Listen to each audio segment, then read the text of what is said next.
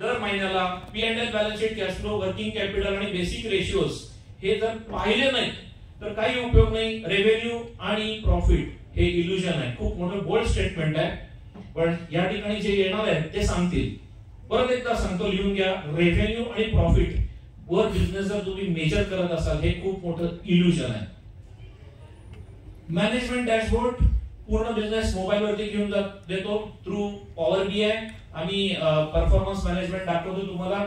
आणि 2990 MSME benefit schemes. त्याच्यातल्या या ठिकाणी ज्यांना आम्ही बोलवले पॅनल मध्ये त्यांनी गव्हर्नमेंटच्या स्कीम, सबसिडी आणि बेनिफिट्स घेऊन सगळे फंडिंग आणि फायनान्सचे ऑप्शन्स एलिमिनेट केले. टू सच अन एक्सटेंट त्यांनी कधीच कमर्शियल बँकेचं लोन घेतलं नाही. आणि live person I will be calling here in few minutes. ESG आणि sustainability, this is the future for each and every MSME. पण आमच्याकडे नोकरी होत नाहीये. त्या केस मध्ये 20 एंटरप्राइज पण आमचे क्लायंट झाले. लिस्टेड MNCs आमचे क्लायंट आहेत. Automobile corporation of Goa limited he listed Tata मोटरची सबसिडियरी आमचा क्लायंट आहे. आणि वॉस एक्झोटेक जर्मन MNC पण आमचा क्लायंट आहे. आमचा फोकस कशावरती आहे तर सस्टेनेबल आणि स्केलेबल ग्रोथ. ग्रोथ ही काय sustainable detection, gas operation, passive protection आणि class A licence fire safety contractor. Maharashtra fire services fastest growing entrepreneur. Let's go to the next private limited. असंच कॉन्फरन्स मध्ये एकदा भेट झाली आणि कॉन्फरन्स झाल्यानंतर 1.5-2 तास आम्ही बसलो होतो. आणि त्यांच्यामध्ये एक अशी चुणूक बघितली की हायएस्ट आणि फास्टेस्ट ग्रोथ करायची आहे त्यांना. त्यामुळे जेवढे मलोदियापासून जेवढे मल्टिपल मोटिवेशनल स्पीकर त्यांचे स्पीच अटेंड केले, त्यांनी व्हिजन घातलेलं होतं बिझनेसला, मिशन घातलेलं होतं. आणि आज ही कंपनी एकदम प्रीमियम ब्रँड आहे. ज्या वेळेला तुम्ही कुठलीही फायर किंवा एक्सटिंग्विशिंग सिस्टीम किंवा त्याच्याशी रिलेटेड म्हणता तर याच्यात 9 years as MD, 12 years in fire safety expert leading teams and project आणि मल्टिपल अवेअरनेस प्रोग्राम करतात. आणि यांच्या कंपनीच्या speciality fire protection design to install असे सगळ्या ऐकायचं आहे. त्यामुळं please come and have a seat here. Ujjwala मॅडमचं बॅकग्राऊंड सांगतो. 2 आठवड्यापूर्वी मी यांच्या कंपनीमध्ये गेलो होतो. उत्तम टूल्स कंपनीचं नाव. आणि MSME ला लागणाऱ्या स्कीम्सचा रिपोर्ट पुल करून घेऊन गेलो होतो. त्याच्यासाठी फक्त उद्यमआधार लागतो. तो उद्यमआधार घेतला आणि रिपोर्ट पुल केला. 34 स्कीम आल्या. आणि एकतर कुणालाच माहित नाही की 2990 टोटल स्कीम आहेत आणि त्याच्यातल्या 34 ऍप्लिकेबल आहेत. तर कुठल्या MSME ला सांगितले एवढे पैसे तुम्हाला मिळणार, डोळे एकदम विस्फारले जातात. असं पण असतंय का? मॅडम एकदम स्थितप्रज्ञ होत्या, अजिबात जागेवर हल्ल्या नाहीत. मोस्ट ऑफ द स्कीम्स आम्ही घेतलेल्या आहेत आणि आम्ही गव्हर्नमेंटच्या स्कीम आणि सबसिडीवरती कंपनी चालवतो. आम्ही कधीच कमर्शियल बँकांकडनं काहीच लोन घेतलं नाही. That is all about her. So what she is, actually around 2 decades चा त्यांना एक्सपिरियन्स आहे. तेलगे ग्रुप ऑफ कंपनीज ही मोस्ट रेप्युटेड कंपनी आहे पुण्यामधली. मागच्या महिन्यामध्ये लिस्टिंग झाली ही कंपनी SME स्टॉक एक्सचेंज वरती. Please have a seat sir. Thank you for coming. सरांच्या बद्दल माहिती सांगतो. असंच 2 महिन्यापूर्वी त्यांनी माझी कुठली माहिती काढली. मी बऱ्याच ठिकाणी स्पीकर म्हणून जातो. ते त्यांना एकतर स्कीमचा रिपोर्ट घेऊन गेलो होतो आणि म्हटलं एक सजेशन आहे, तुम्ही तुमच्या बिझनेसला सिस्टीम आणि प्रोसेसच्या अँगलला असेस करून घ्या. त्यांनी खूप सिरियसली घेतला ती गोष्ट. ते म्हणाले नुसतं आम्ही असेस नाही करणार, आमच्याबरोबर अख्खी टीम ही असेस करणार.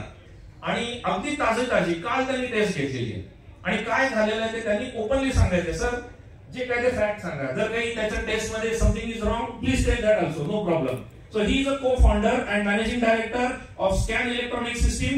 आणि ते उन्नती आणि निर्मिती या 2 कंपन्यांच्या मॅनेजमेंट मध्ये पण इन्व्हॉल्ड आहेत. 35 years प्रोसेस इन्स्ट्रुमेंटेशन मध्ये आहे. मी प्रतीकला जस्ट 1 सेकंद सांगेन की बिझनेसची हेल्थ चेक टेस्ट कशी घेतली जाते. You can just show quickly on our app. Website वरती जाऊन तुम्ही तुमचं युजर क्रेडेन्शियल लॉग इन करायचंय. त्याच्यानंतर तुम्हाला 70 ते 80 प्रश्न येणार आहेत आणि ते 1.5 तास तुम्ही सायलेंटली बसायचं. आणि लंच झाल्यानंतर आपण इमिजिएटली ही घेणार आहोत जे इंटरेस्टेड आहेत त्यांच्यासाठी. ही आमची वेबसाईट आहे. येस प्रतीक, 1 मिनिटात सांग कारण I don't want to make everybody wait now. या खूप सिंपल प्रोसेस आहे ही सेल्फ असेसमेंट टेस्ट घ्यायची. स्टेप 1 तुम्ही आमच्या वेबसाईट वरती जायचं www.globalfinanceprofessionals.com. there are some challenges, but we can त्यानंतर तिथे एक पॉपअप येणार which will take you to this website, जिथे खूप सिंपल प्रकारे तुम्ही रजिस्टर करू शकता. First time visitor sign up केलं की बेसिक डिटेल घालायचे, त्यानंतर तुमचा युजर आयडी आणि पासवर्ड क्रिएट होणार. तो तुम्ही तिथे एंटर केल्यावर तुम्हाला तुमच्या बिझनेसशी रेलेव्हंट एक टेस्ट इथे डिटेल घालायचे आणि साइन अप केल्यावर इथे तुम्हाला हे करून तुम्ही लॉग इन करू शकता. आणि ते झाल्यावर टेस्ट, आता हा आयडी ऑलरेडी टेस्ट घेतलेली आहे.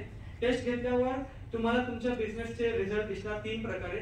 पहिली गोष्ट एक रडार चार्ट, दुसरी गोष्ट सब बिझनेस एरियाचा रडार चार्ट आणि तिसरी गोष्ट पुढच्या 5 वर्षात काय करायचंय याची वे फॉरवर्ड जर्नी. इथे तुम्ही टेस्ट सिलेक्ट केली की तुम्हाला तुमचा स्कोर इथे असा रिफ्लेक्ट होणार आणि this is the radar chart. Okay fine. So तर उदयन सरांनी अगदी ताजी रिसेंटली जर मुद्दामून डिटेल मध्ये त्यांना जायचं होतं, कारण डेव्हिल लाईज इन डिटेल्स म्हणतात किंवा स्पेसिफिक इज टेरिफिक म्हणतात. तर त्यांनी पूर्ण टीमनी बसून 5 तास प्रत्येक प्रश्न पूर्ण ऐकून स्वतःला असेस केलंय आणि त्यांना त्यांचा मिरर आरसा दिसलेला आहे की मी एक्झॅक्टली काय करतो. सर, अनुभव कसा होता? टेस्ट महत्वाची होती, रिलेव्हंट होती का, काही इरिलेव्हंट प्रश्न पण होते आणि ही गरजेची होती का? What was your experience? मी थोडी बॅकग्राऊंड देतो. माझी वी आर टेक्नोक्रॅट्स. आम्ही 3 फाउंडर्स आहोत, क्लासमेट्स आहोत इंजिनिअरिंगचे.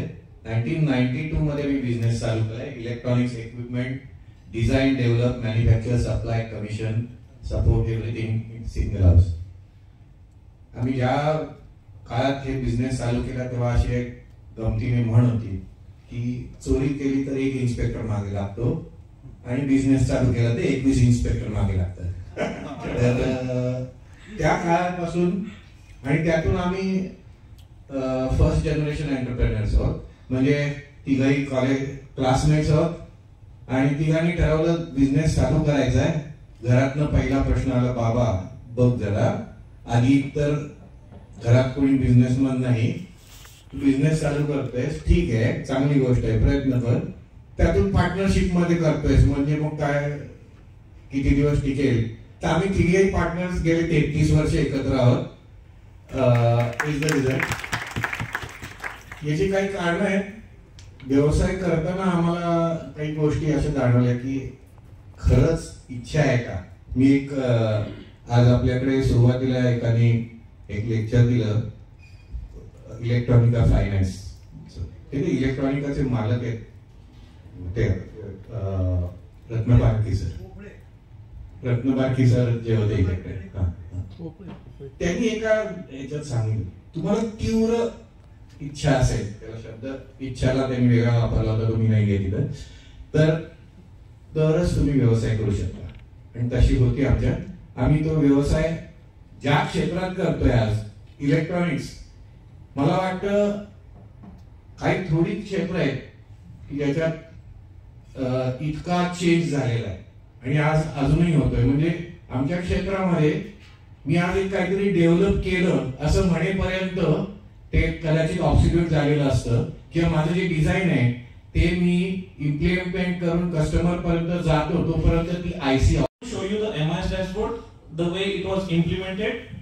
या this is how the MIS dashboard look like for safety साठी. 1 पेज सीएफओ डॅशबोर्ड, एका पानामध्ये अख्खी कंपनी. आणि हे एक्सेल मधलं टूल आहे. There is no investment in high funda technology, power BI वगैरे काही नाही. एक्सेल जे व्हीबी मॅक्रो एनेबल्ड आहे त्याच्यातनं हे केलेलं एमआयएस आहे. Now next, and this is how we did his SWOT analysis. This is again a sample. Now let's go to the questions. Okay, sir, the questions are all surrounding the SWOT. तर मला just विचारायचे की याच्या पूर्वी पण difference we have made when we did the SWOT for you. Thank you very much firstly for asking me to come here. It's a very important question you asked. What is the difference between what are the other people and services which you offer to us? Rahul Manodiya's mentorship घेतली होती आणि many of these people businessmen are knowing him as a business mentor. बऱ्याचदा काय होतं, we will not be comparing the stuffs, but important is की आपण execution कशा पद्धतीने करतो. ते खूप जास्त महत्वाचं होतं. आणि रिअलिस्टिकली ज्यावेळेस फिजिकली तुम्ही 1-to-1 भेटतात आणि फिजिकली भेटून ज्यावेळेस तुमचं बिझनेस अनालिसिस केलं जातं आणि त्यातनं खरं कळतं की तुम्ही कुठे आहात आणि कुठे पोहोचायचं आहे आणि कुठल्या गोष्टीमध्ये चुका होतात, कुठल्या गोष्टी बरोबर काढतात. तर ते स्वॉट अनालिसिस मधून आम्हाला समजून घ्यायला मदत झाली. इनिशियली असं होतं की आम्हाला एवढं माहिती होतं की we are making a profit, पण ते प्रॉफिट खरंच किती आहे, ऍक्च्युअली एक्सपेन्सेस होत आहेत, ते एक्सपेन्सेस कुठे होत आहेत, it is only the direct expenses और इनडायरेक्ट एक्सपेन्सेस कुठे कुठे व्हेरिएशन होत आहेत, ओव्हरहेड्स कुठे कॅप्चर होत आहेत, असेट्स काय आहेत, या सगळ्याच गोष्टी. इव्हन मार्केट ट्रेंड जेव्हा तुम्ही सॉर्ट करतात तर मार्केट्समध्ये आमच्यासारखे भरपूर प्लेयर आहेत, पण मग त्यांची स्ट्रॅटेजी काय आणि आमची स्ट्रॅटेजी काय, where we are differentiating our self. Is it only the price which is making a more influence to the customer end, की व्हॅल्यू पण त्याच्यामध्ये ऍड होऊन काहीतरी डिफरन्शिएशन करता येऊ शकतं. तर त्या गोष्टी आम्हाला अनालाइज झाल्या जेव्हा तुम्ही स्वॉट अनालाइज करून देता. तर आय फील की मेजर डिफरन्स जो आहे बाकीच्या कुठल्याही services, not specifically to the round model, but any mentors which is giving a theoretical sessions and practically which you have implemented. तेव्हा प्रॅक्टिकल गोष्टी आल्या तेव्हा जास्त चित्र क्लिअर झालं आणि विच हॅज गिव्हन असं स्पेसिफिक थॉट प्रोसेस की याच्यामध्ये ह्या गोष्टी केल्यानंतर किंवा ह्या these are the things which need to be implemented to make sure you are differentiating value propositions to the client base only for rather than only focusing to the price factors. Okay sir, SWOTचं analysis करता एवढा आहे, एवढा profit आहे, मग एमआयएसच्या टूलची काय गरज होती? ऑलमोस्ट तुम्ही 2 लाख रुपये इन्व्हेस्ट केले की जे आम्ही तुमच्या कस्टमाइज टूल डिझाईन करून दिलं. असं काय झालं की जे तुम्हाला ऍज अ बिझनेस ओनर माहिती नव्हतं पण ते माहिती झालं because of the MIS? Sir, expected profitability ज्यावेळेस तुम्ही मला विचारताय ना, तर मला असं वाटतं की बरेचसे लोक माझे यामध्ये ऍग्री होतील की आम्हाला प्रॉफिट कंपनीमध्ये चालणं हे कळत असतं किंवा तोट्यामध्ये कंपनी चालली आहे, लॉस आहे हे पण कळत असतं. का तर आम्ही बघत असतो की बँकिंग मध्ये पैसे किती उठत आहेत, पण बँकिंग मध्ये विचार करताना आम्ही फक्त मोस्टली डायरेक्ट एक्सपेन्सेस बघतो की मला प्रोडक्ट आलं किती. We are into projects. तर प्रोजेक्ट्स मध्ये काय होतं, पैसे आले किती आणि गेले किती, म्हणजे किती रुपयाला मटेरियल घेतलं गेलं आणि किती रुपयाला डिलिव्हर झालं एवढंच बघितलं जातं. पण there are so many other factors into it. Direct expenses बघण्यापेक्षा इनडायरेक्ट मध्ये जसे एसजीए आहे की सेव्हिंग साठी किती खर्च होतो, जनरल किट साठी किती खर्च येतो, किंवा ऍडमिनिस्ट्रेटिव्ह एक्सपेन्सेस काय आहेत, सॅलरीज किती जात आहेत, ओव्हरहेड्स किती आहेत. तर हे फॅक्टर आम्हाला अप्रॉक्सिमेटली माहिती होते की आपल्याला थोडाफार एवढा खर्च येतो. मग त्यामुळे व्हायचं काय की आम्ही फक्त आणि फक्त बघायचो की मटेरियल येतं कितीला आणि जातं कितीला. मग जो ग्रॉस रेव्हेन्यू आहे तेच आमचं प्रॉफिट आहे असं फिरवून आम्ही मिळवत बसायचो. अरे आम्ही 30%, 40%, 50% कमवतो. Where when we started looking at the MIS, मग लक्षात आलं की अरे एवढा फिक्स एक्सपेन्सेस आहेत, एवढी व्हेरिएबल एक्सपेन्सेस आहे की त्याच्यामुळे कळतं की नेट एक्सपेन्सेस मध्ये येताना पॅट इज व्हेरी निग्लिजिबल. किंवा इबिटा बघताना असं वाटायचं की अरे आपण हेच पैसे त्यापेक्षा स्टॉक एक्सचेंज मध्ये टाकले तर कदाचित 15-20% कमवू शकतो. असं फील यायला लागल्यानंतर वी स्टार्टेड अनलायझिंग दोज स्टफ्स की आम्ही कुठे खर्च होतोय की जो आपण वाचवू शकतो, कुठला खर्च असा आहे की ज्याच्यामध्ये काहीतरी आपल्याला इफिशियन्सी आणता येऊ शकते, किंवा कुठला खर्च असा आहे की ज्याच्यावर खरंच एक्सपेन्सेस वाढवायची गरज आहे. आणि by that inputs we were able to take a strategical decisions on the basis of MIS. Great. मगाशी मी एक बोल्ड स्टेटमेंट केलं सर की रेव्हेन्यू आणि प्रॉफिट हे खूप मोठं इल्युजन आहे आणि reality of the business is cash flow from operations. तर तुम्हाला हे रिअलाइज झालं का आणि त्याचं अनालिसिस आपल्या एमआयएस टूल मध्ये काय होतंय आणि त्याच्यावरनं काही डिसिजन्स तुम्ही घेतलेले आहेत का कॅश फ्लो फ्रॉम ऑपरेशन्स वरून? नक्कीच घेतलंय सर. महत्वाचं सगळ्यात महत्वाचा पॉईंट काय माहिती, आमच्याकडे एक सवय होते आणि मला वाटतं बरेच businessman, I do have a good friends who are into businesses. आमच्याकडे एक सवय की ज्यावेळेस वेंडर्स पेमेंट मागतो ना किंवा क्लायंट मागतो की आता माझं पेमेंट कर, मग तेव्हा रिअलाइज होतं की अरे अकाउंट मध्ये किती पैसे आहेत. मग पैसे बघितल्यानंतर कळतं काय याला एवढे पैसे द्यायचे मग बाकीच्यांना काय द्यायचे. मग फोन सुरू होतो क्लायंटला की सर तेवढे पैसे पाठव ना, मागचा एवढा आउटस्टँडिंग राहिलेला आहे. मग हे होतं reactive based. When we started following the cash flow statement, त्यावेळेस रिअलाइज झालं की आम्हाला रिॲक्टिव्ह बेसिस न जाता प्रोएक्टिव्हली आम्हाला काही लोकांकडे पैसे मागावे लागतील आणि should not be the owner who shall ask for the money. There should be some person who specifically section do it आणि त्याचं कंटिन्युअस फॉलोअप होत आहे कस्टमर बरोबर. कस्टमरला रिमाइंडर्स जात आहेत आणि वेळच्या वेळेवर जे कमिटेड पेमेंट टर्म्स आहेत त्या टर्म्स मध्ये पेमेंट रिसिव्ह होत आहे. मग ती सिस्टीम आल्यानंतर मग कॅश फ्लो मॅनेजमेंटचं इम्पॉर्टन्स कळायला लागला. अदरवाईज व्हायचं असं की कंपनीज पैसे जोपर्यंत क्लायंटकडनं पैसे मागायची गरजच नसायची. मग आपला पैसा क्लायंट एन्जॉय करतोय आणि आपण लोनवर कामं करतोय अशी सिच्युएशन ती होती. त्याच्यामुळे cash flow played a very important role in our organisation. लक्षात ठेवा, तुमच्या बिझनेसची reality cash flow from operation आहे. तो कसा काढायचा, तर तुमचा प्रॉफिट घ्यायचा आणि वर्किंग कॅपिटल मधले बदल काढायचे असतात. वर्किंग कॅपिटल मधले बदल, जर वर्किंग कॅपिटल वाढत असेल तर तुमचा प्रॉफिट हा ते वर्किंग कॅपिटल इज इटिंग, तर जेवढा वाढतंय तेवढ्याने तो प्रॉफिट कमी करायचा असतो आणि that is the reality of it. Sir, शेवटचा प्रश्न, MIS आणि सोट ह्या गोष्टी तुमच्या इथं इम्प्लिमेंट झाल्या. ह्या इम्प्लिमेंट झाल्यानंतर पूर्वी तुम्ही ज्या पद्धतीने व्यवसाय करत होता आणि ह्या इम्प्लिमेंट झाल्यानंतर जो व्यवसाय करता, तर एक एक्झाम्पल सोटचं आणि एक एक्झाम्पल MISचं, की काय की ज्या त्याच लाईन मधल्या कंपन्या, तुम्हाला वाटलं की त्या कंपन्या आम्ही ज्या सिलेक्ट केल्या किंवा जी चॉईस घेऊन आलो होतो त्या रिलेव्हंट होत्या का? कारण काही फॉर्च्यून 500 कंपन्या पण असू शकतात, काही इंडियाच्या लिस्टेड कंपन्या पण असू शकतात, पण तुम्ही MSME ओनर आहात, तर ओव्हरऑल कंपनी सिलेक्शनची प्रोसेस, कारण त्यांच्या स्ट्रॅटेजी स्टडी होऊन तुम्हाला कॉम्पिटिटरचा गॅप अनालिसिस केला जाणार आहे, तर त्या कंपन्यांचा रिलेव्हन्स जो आम्ही शॉर्टलिस्ट करून तुमची गॅप असेस करण्यासाठी सिलेक्शन झालं होतं, रिलेव्हंट होता का त्या कंपन्या? Absolutely yes sir. त्यामध्ये सर्वात महत्त्वाचा पॉईंट मी सांगेन, I was insisting you to only focus on a fire safety company which are giving a fire contracting services or consulting services, whereas you have insisted की नाही तुम्ही MEP मध्ये deal करणाऱ्या किंवा EPC मध्ये डील करणाऱ्या एक दोन कंपन्यांची पण कंपॅरिझन करा. पण जसं जसं आपण ते स्वॉट अनालिसिस करून पुढे गेलो ना, आम्हाला रिअलाइज झालं की client is looking for one point solution. क्लायंटला हवंय की आम्हाला वन पॉइंट सोल्युशन हवंय ज्याच्यामध्ये फायर सेफ्टी म्हणजे कुठल्याही इन्फ्रास्ट्रक्चर डेव्हलपमेंट ज्यावेळेस होते, they are looking for a different stake holders. Specifically speaking, अगर मी स्पेसिफिक सांगायला गेलो तर कन्स्ट्रक्शन करणारा कोणीतरी वेगळा असतो, PEB मॅन्युफॅक्चर करणारा किंवा ते कन्स्ट्रक्ट करून देणारा वेगळा असतो, आर्किटेक्ट्स वेगळा, PMC वेगळी आहे, HVAC काम करणारा असं, AC वगैरे व्हेंटिलेशनचे काम करणारे ते लोक वेगळे असतात, फायर सेफ्टीचे लोक वेगळे, प्लंबिंगचे वेगळे, इलेक्ट्रिकलचे काम करतात. There are multiple stake holders which comes into picture when we talk about a specific infrastructure projects. त्यामुळे क्लायंटला हवं असतं की मला ते सगळं बर्डन नकोय, I want to appoint someone who can handle all this stuffs together. त्यामुळे people are looking for a one spot solution. आणि ज्यावेळेस तुम्ही कंपॅरिझन मध्ये 2-3 कंपन्या अशा घेतल्या की ज्या ऑलरेडी MEP करतात, that had triggered us to ensure that we also should offer some multiple services into one platform. आणि महत्वाचं म्हणजे मी फक्त एकच मिनिट घेईन, सगळ्यात महत्वाचं म्हणजे सांगायचं, दिस 4th or the Monday we are starting our MEP division. So we are entering good. So सोर्सचा अनालिसिस मधनं स्ट्रॅटेजी चेंज करायला डेफिनेटली एवढा आहे, एवढा प्रॉफिट आहे, मग MISच्या टूलची काय गरज होती? ऑलमोस्ट तुम्ही 2 लाख रुपये इन्व्हेस्ट केले की जे आम्ही तुमच्या कस्टमाइज टूल डिझाईन करून दिलं. असं काय झालं की जे तुम्हाला ऍज अ बिझनेस ओनर माहिती नव्हतं पण ते माहिती झालं because of the MIS?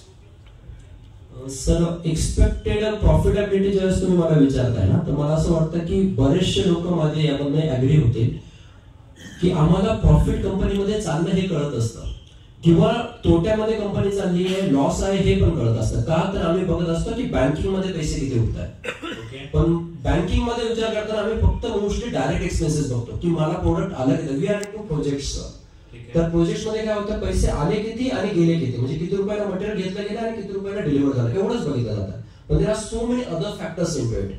Direct expenses बघण्यापेक्षा इनडायरेक्ट मध्ये जसे SGA आहे की सेव्हिंग साठी किती खर्च होतो, जनरल किट साठी किती खर्च येतो, किंवा ऍडमिनिस्ट्रेटिव्ह एक्सपेन्सेस काय आहेत, सॅलरीज किती जात आहेत, ओव्हरहेड्स किती आहेत, तर हे फॅक्टर आम्हाला अप्रॉक्सिमेटली माहिती होते की आपल्याला थोडाफार एवढा खर्च येतो.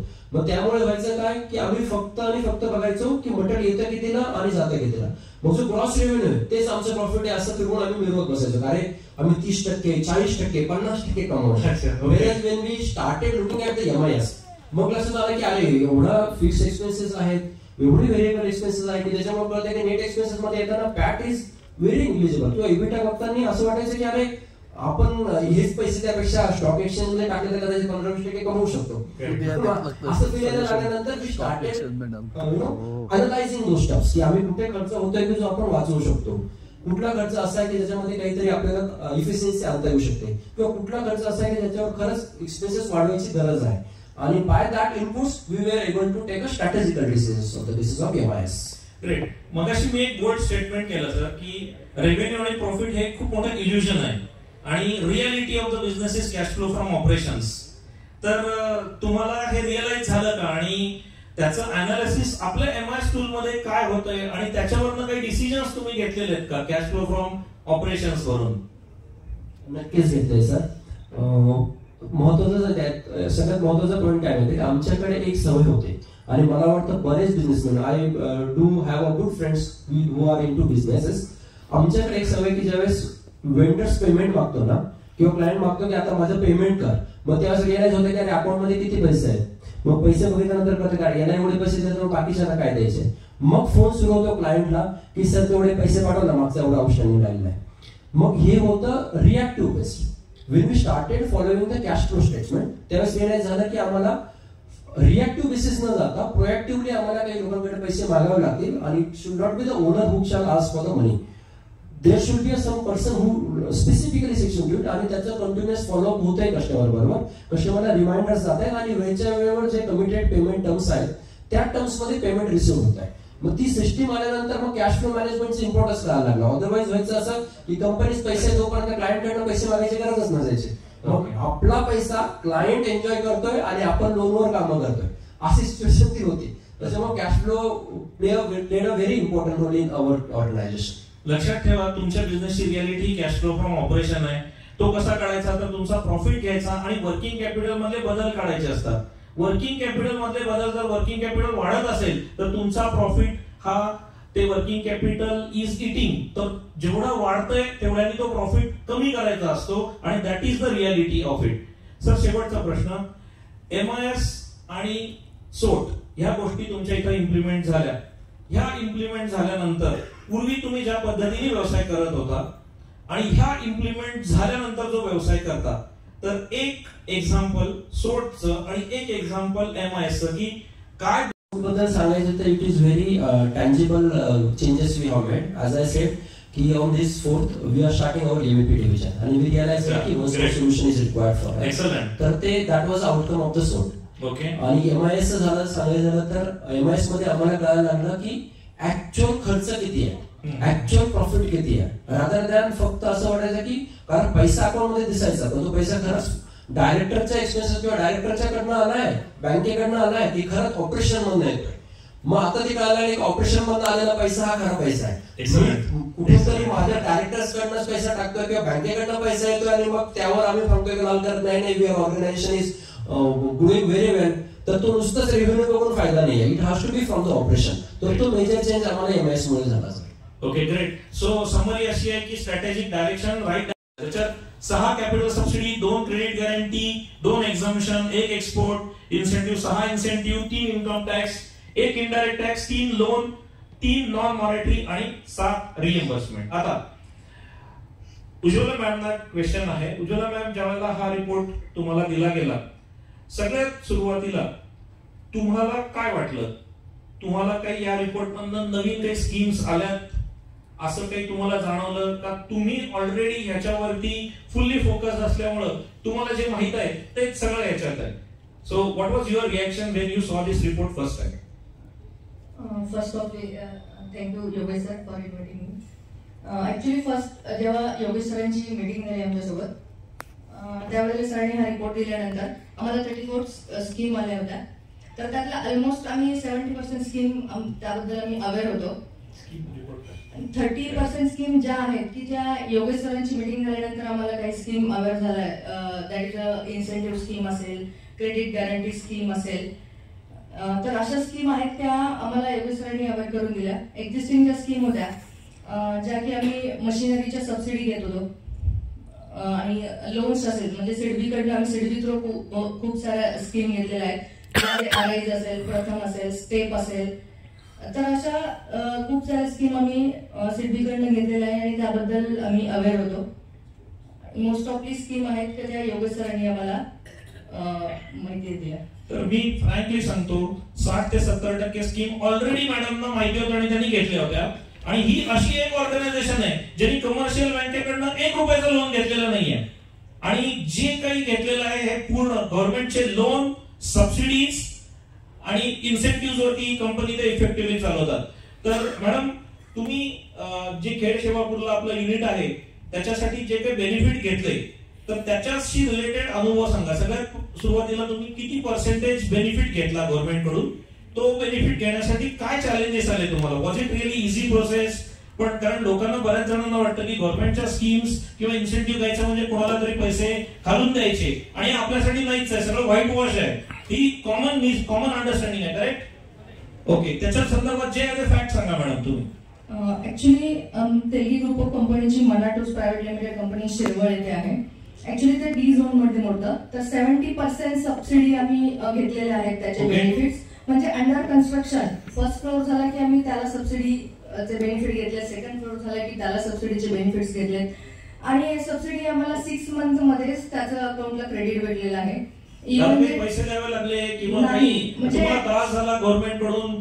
कोणती एजन्सी तुम्हाला काही हॅरॅस करत होती? What was your experience? लोकांची मेंटॅलिटी असते की गव्हर्नमेंट म्हटले की अंडर ऑफ द टेबल द्यायलाच लागतं, पण तसं नाही. आपले डॉक्युमेंटेशन किंवा आपले रेकॉर्ड्स, आपले सर्टिफिकेट्स जर 100% आपल्याकडे असेल तर ते द्यायला लागत नाही. कारण आम्ही कोणालाही तसं काही दिलेलं नाही किंवा ज्या म्हणजे एकदम सिमलेस प्रोसेस होती ज्या वेळेला आम्ही सबसिडीज अप्लाय केलं आणि आम्हाला त्या सबसिडी भेटल्या.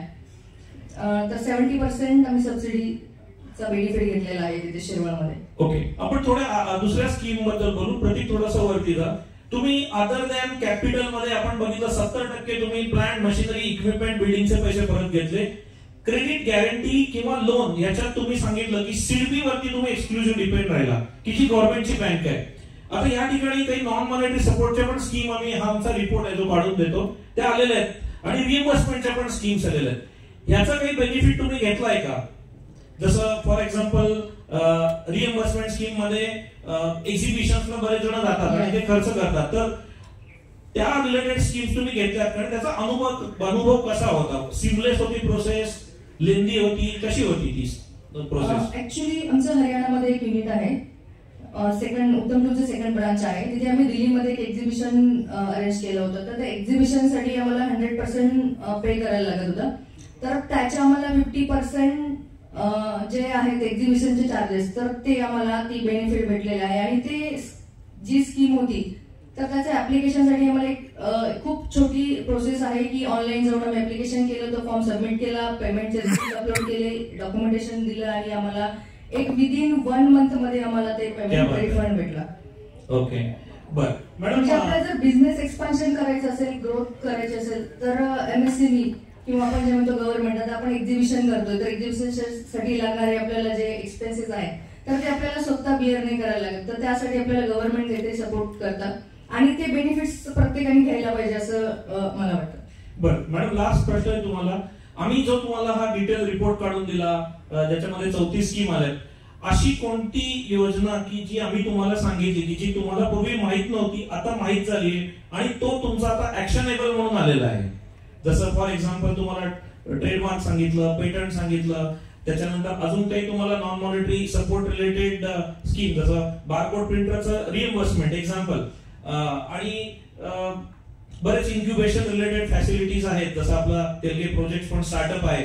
तर अशा कोणती एक योजना सांगा की जी या रिपोर्ट मुळे कळाली तुम्हाला आणि ती तुमच्या ऍक्शनेबल मध्ये आलेली आणि तुम्ही आता त्याच्यावरती काम करणार आहात. कुठली योजना?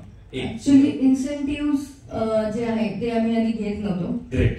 त्यानंतर एक्सपोर्ट इन्सेंटिव्ह, रोड टॅप जे की आहे आमचं मिनिमम एक्सपोर्ट होतं. आता जे मीटिंग्स नंतर आम्हाला त्यात नोंद झालं आहे की एक्सपोर्ट इन्सेंटिव्ह घेतले पाहिजे आणि ते आपल्याला ऍप्लिकेबल आहेत, तर त्यावरती आम्ही काम करायला सुरुवात केलेली आहे. त्यानंतर एक झेड सर्टिफिकेट आहे, तर ऑलरेडी आमच्याकडे झेड सर्टिफिकेट ब्रोन्झ म्हणून होतं. तर सरांच्या मीटिंग नंतर आम्हाला ते कळलं सिल्वर आणि गोल्ड मध्ये जर तुम्ही रजिस्ट्रेशन केलं तर तुम्हाला आणि त्याचे बेनिफिट्स भेटू शकतात. तर आम्ही तर गोल्ड सर्टिफिकेट साठी एक आता प्रोसेस चालू केली आहे. खूप छान आणि थँक्यू व्हेरी मच. आणि अशा पद्धतीने प्रत्येकाने स्कीमचा बेनिफिट घ्यावा आणि बिझनेसला नेक्स्ट लेवलला घेऊन जावं. आणि तुम्हाला मॅम आहे तिथं, तर तुम्ही अजून त्यांच्याशी डिस्कशन पण करू शकता. आता उदयन सर, तर